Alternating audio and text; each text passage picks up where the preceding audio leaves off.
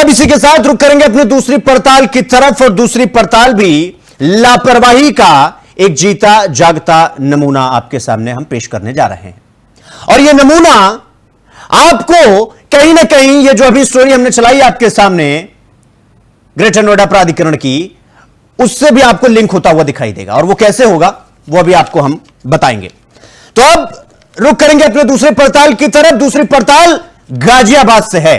गाजियाबाद के प्रताप विहार इलाके से एक बड़ा हादसा होते होते टल गया, लेकिन यह हादसा सवाल के एक तूफान को पीछे छोड़ गया है। और यह तूफान जो सवालों का है वो क्या है? वो थाना विजयनगर क्षेत्र के एच ब्लॉक में उस समय अफरा तफरी मच गई जब एक मकान का लेंटर जो है वो भरभराकर जमींदोज हो गया। लेंटर जो है वो गिरते ही पूरी की पूरी ऊपरी मंजिल मटिया मेट हो गई। लेकिन भगवान की कृपा कहिए या गनीमत कहिए कि घटना के वक्त घर के अंदर कोई मौजूद नहीं था, आसपास कोई मौजूद नहीं था, वरना सोचकर देखिए कि कितना बड़ा और कितना जानलेवा हमला या हादसा हो सकता था। स्थानीय लोगों का तो यह भी कहना है कि यह इलाका जलभराव की गंभीर समस्या से जूझता रहता है और पिछले कुछ दिनों से लगातार बारिश के कारण इलाके में कई फीट तक पानी भर गया और इसी जलभराव ने इस मकान के स्ट्रक्चर को कमजोर कर दिया। और नतीजा सबके सामने। ये तस्वीरें अपने आप में बहुत कुछ कहती हैं और चीख चीख कर कहती हैं। दीवारें गिर गई, छत टूट गई, लेकिन अच्छी बात यह कि परिवार बाल बाल बच गया। और एच ब्लॉक के निवासियों का तो आरोप है कि कई बार इस गंभीर समस्या की शिकायत गाजियाबाद विकास प्राधिकरण और अन्य जिम्मेदार अधिकारियों से की गई, लेकिन न तो कोई निरीक्षण हुआ, न कोई परीक्षण हुआ, न कोई स्थायी समाधान हुआ। इस इलाके की कई और इमारतें भी जर्जर हो चुकी हैं। असली समस्या तो आगे है और अगर समय रहते कार्रवाई नहीं हुई तो फिर तस्वीर बेहद भयावह हो सकती है, त्रासदी हो सकती है। लेकिन एक सवाल यह कि क्या अफसर किसी बड़े हादसे का इंतजार कर रहे हैं? आपको याद होगा कि गाजियाबाद से ही सटे ग्रेटर नोएडा के इलाके में एक ऐसी घटना हमने आपको दिखाई थी जहां पर एक इमारत धंस गई थी, जिसमें 4 पहिया वाहन, 2 पहिया वाहन सब जमींदोज हो गए थे। याद है वो आपको, वो कहानी, वो दुर्घटना याद है आपको? हालांकि उसमें भी किसी के हताहत होने की कोई खबर नहीं थी, लेकिन घटना इसी तरीके की थी। और यही घटना यहां ग्रेटर नोएडा, जो लगातार हम आवाज उठा रहे हैं अवैध निर्माण का, सहारा वाले इलाके में, समतल वाले इलाके में, प्राधिकरण वाले इलाके में, वहां पर ऐसा ना हो, इसीलिए हम चीख चीख कर कह रहे हैं। और शुरुआत से ही हम कहते आ रहे हैं कि हंगामा करना हमारा मकसद बिल्कुल नहीं है, हमारा मकसद समाधान ढूंढना है। लेकिन इस पूरी घटना पर 5 सवाल जो सबसे बड़े उठ रहे हैं, 5 सवाल पूछने के बाद हम अपने सहयोगी की तरफ रुख करेंगे। पहला सवाल, प्रताप विहार एच ब्लॉक में जलभराव की समस्या का जिम्मेदार कौन है भाई? दूसरा सवाल कि क्या गाजियाबाद विकास प्राधिकरण को हादसे का पहले अंदेशा नहीं था? क्योंकि जबकि आसपास के लोग कह रहे हैं कि सूचित किया गया था उनको, तो सवाल खड़ा होगा। तीसरा सवाल, जर्जर इमारतों की सूची आखिर क्यों नहीं बनाई गई? क्यों बार बार शिकायत के बावजूद भी उन शिकायतों को नजरअंदाज किया गया? चौथा सवाल, क्या कोई जांच होती अगर जानमाल का नुकसान हो जाता तो? और पांचवां और अंतिम सवाल, अब तक कितनी बार स्थानीय लोगों की शिकायतों को नजरअंदाज किया गया? इन 5 सवालों के साथ, 5 जीवंत सवालों के साथ हम अपनी पड़ताल की तरफ रुख करेंगे और हमारे सहयोगी इंद्रेश हमारे साथ जुड़ गए हैं। और हमारे सहयोगी इंद्रेश हमारे साथ जुड़ गए। इंद्रेश, मेरी आवाज आ रही है आपको? जी, आपकी आवाज आ रही है। इंद्रेश, ये जो तस्वीरें हम देख रहे हैं, क्या ये लापरवाही की एक बार फिर से जीता जागता नमूना हमें देखने को मिल रहा है? और न करे नारायण, अगर इसमें कोई होता तो फिर आगे की तस्वीर कितनी भयावह, कितनी भीभत्स, कितनी भयानक हो सकती थी? शिवम, मैं यही कहना चाहता हूं, जब आप कहते हैं कि ना करें निर्णायण, कभी कोई घटना न घट जाए, यही मैं बोलना चाह रहा हूं कि राम भरोसे चल रहा है सब कुछ। और ये जो अवैध निर्माणों की खबर मैं उठाता आता हूं, मैं इसको जो चला रहा हूं, जिस रिपोर्ट पे मैं लगा रहता हूं, मैं सबसे पहले तो ये कह दूं कि उत्तर प्रदेश के मुख्यमंत्री योगी आदित्यनाथ जी से ये मेरे निवेदन के रूप में भी है कि जो मैं अवैध निर्माण की जो खबर उठाता हूं, तो लोगों को लगता है कि कोई मामला होगा, कोई इनका कोई अलग से सरोकार होगा जो इस तरह की खबरें उठाते हैं। नहीं, मैं बता दूं, आपने गाजियाबाद की दो अभी हाल ही दिनों में दो खबरें देख ली हैं, जो कि सवेरी गाजियाबाद के सटे हुए नोएडा से सटे इलाके में है, और यही गाजियाबाद के जौन 4 के इलाके में प्रताप विहार में जो ये हादसा हुआ है। अभी देखने वाली बात यह है कि भगवान के ही भरोसे है जो उस बिल्डिंग के अंदर प्रताप विहार वाली जो ये बिल्डिंग मिर्जापुर के इलाके में आती है, जो ये एच ब्लॉक है, वहां पर कोई नहीं था। और कहीं अगर वहां पे होते, भाई घर तो रहने के लिए होता है ना, ये तो भगवान की कृपा है कि उस समय जब ये घटना हुई तो यहाँ कोई नहीं था। और लोग वहां पे ये बातें भी कर रहे थे कि उन्होंने जो है गाजियाबाद विकास प्राधिकरण को इस तरह की सूचनाएं दी थी। ये लोगों का ऐसा वहां का कहना है कि हालांकि वो स्ट्रक्चरल ऑडिट नाम का एक शब्द होता है, इससे शायद आम जनता अवेयर नहीं होती है, जानकार लोग ही इस शब्द से जानकारी रखते होंगे, स्ट्रक्चरल ऑडिट।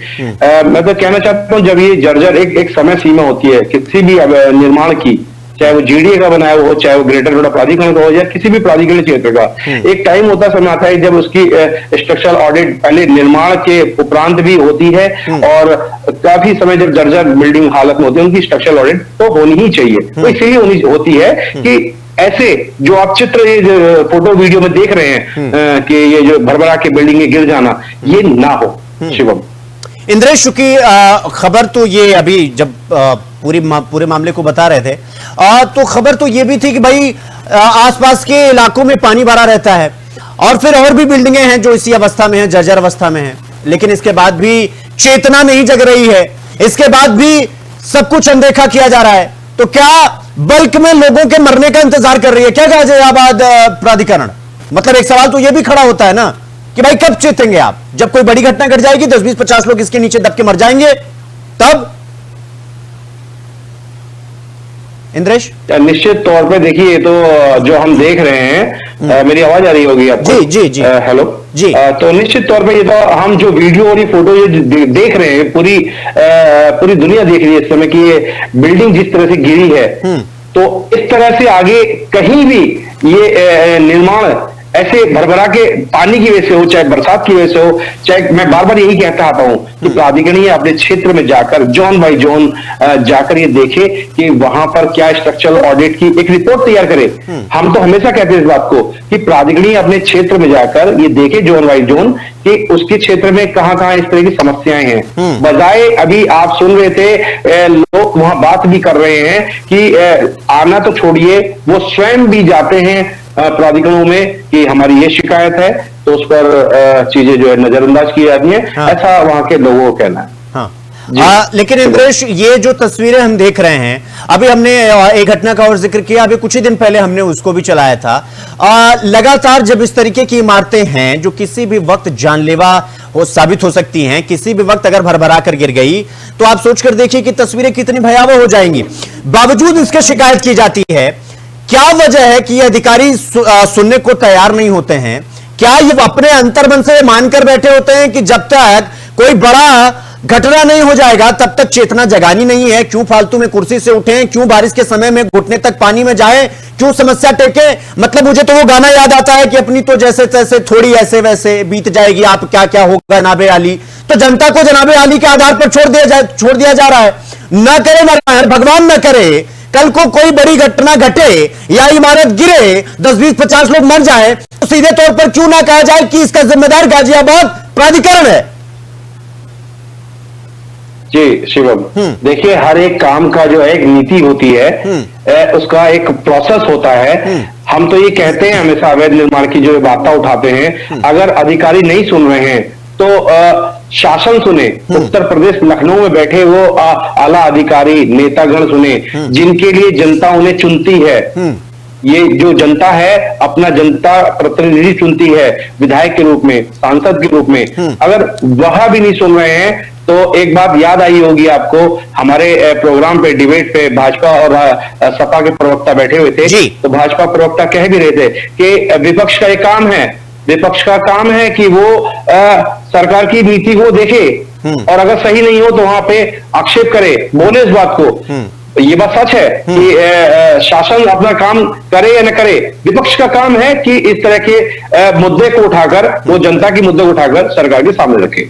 नहीं नहीं, बिल्कुल विपक्ष का काम है, विपक्ष अपना काम करे, हम भी अपना काम कर ही रहे हैं, लेकिन अंततोगत्वा आकर जो ये सवालों की जो पूरा बौछार है वो तो इन्हीं शासन में बैठे लोगों से करना चाहिए, मुझे लगता है। इंद्रेश, बहुत बहुत धन्यवाद आपका हमसे जुड़ने के लिए और इस पड़ताल पर पूरी जानकारी हमारे साथ साझा करने के लिए। तो प्रताप बिहार की ये तस्वीर आप देख रहे हैं, गाजियाबाद प्राधिकरण की पूरी जिम्मेदारी, बार बार शिकायत के बावजूद भी शिकायतों को अनसुना करना और इसके बाद ये तस्वीरें सामने आना। इसका मतलब यह है कि बार बार प्रकृति चेतावनी दे रही है, अधिकारियों के कान तक अपनी आवाज पहुंचा रही है कि दोनों घटनाओं में किसी जानमाल का नुकसान नहीं हुआ। और अगर अब भी इस इतनी बड़ी घटना के बावजूद भी अगर ये गाजियाबाद प्राधिकरण के जो जिम्मेदार लोग हैं, जो जिम्मेदार अधिकारी हैं, वो नहीं चेतते हैं, तो फिर शायद प्रकृति अब उनको एक बार और संभलने का मौका ना दे। इसलिए अभी से उनकी चेतना और चेतना शक्ति वो जगाना चाहिए और फिर जो जर्जर इमारतें हैं उनको अंडरलाइन करके इनका या तो निर्माण कराएं या ध्वस्तीकरण कराएं। यह हमारी मांग है। अब देखना होगा कि क्या कार्रवाई होती है और कार्रवाई होती भी है या नहीं। एक सवाल के साथ, एक प्रश्नवाचक चिन्ह के साथ इस पड़ताल को यहीं पर छोड़ेंगे